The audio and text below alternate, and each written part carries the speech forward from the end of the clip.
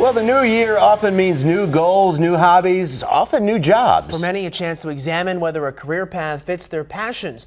We sat down with career coach and author Caroline Dowd-Higgins, visiting Madison this week for a UW career conference to talk about true professional development, advice she not only presents, but lives herself. As you know, I started out as an opera singer and loved that career. It was really the career of my dreams. And things changed, you know, and I really at that point in my professional life didn't realize that things changed. I thought, this is it, I'm a planner. And the career that I loved turned out to not be the career that I ordered, which is a segue into the title of my book. And it helped me understand that you can repack all of your skills and figure out what else you can do to find your passion and play to your strengths. And if the transition is the way you want to go, how do you go about doing that? Well, the transition can be rocky because I think people think, oh my goodness, what am I going to do now that I'm not doing that? So that's where I always encourage people to tap what I call their personal board of directors, right? Find people in your world that are mentors and sponsors and advisors who can help you figure out what you do well and help you figure out what the possibilities are. You don't have to do it alone. We've done so many stories on career transitions because of this economy. Talk to us about just what it is about this economy that's creating so many challenges, and how do you overcome this special circumstance? Well, let me tell you, I often talk about my dad, amazing guy, wonderful role model in my professional life, and he spent 40+ years in one organization. That's rare. You just don't find that these days. Now we are career zigzaggers, and that's actually a term that we use.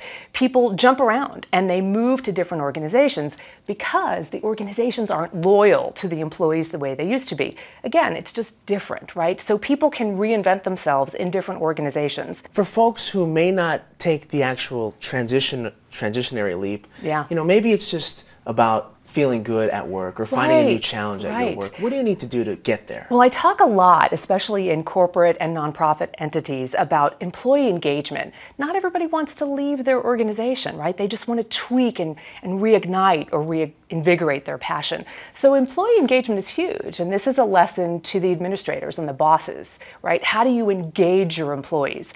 But also on the part of the employee, right, the staff member, they need to learn how to manage up and ask for what they want in an organization. So they need to take responsibility too. Seems like the economy's bouncing back now. People may be taking more risks. What do you see in the road ahead here? Well, the number one thing is they need to be seen and heard, right? Wonderful opportunities to apply online, but I'm going to be very frank. You need to spend 90% of your time, and I'll repeat that, 90% of your time out in the world talking with people face to face, and 10% doing the online application, because this concept of the hidden job market where people hire who they know and who they trust is alive and well, and it's not going away.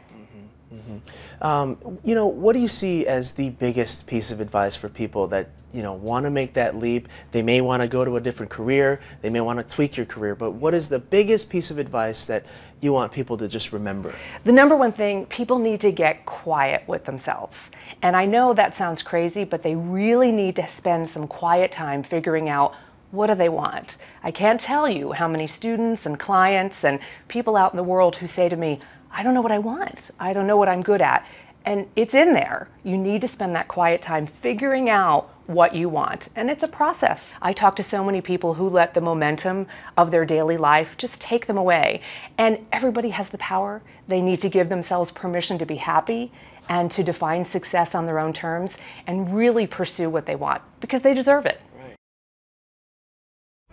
Gotta find my quiet space. Now, for more information on Caroline Dowd-Higgins' work, including her book, This Is Not the Career I Ordered, go to carolinedowdhiggins.com. Very good advice. Yes, very inspirational.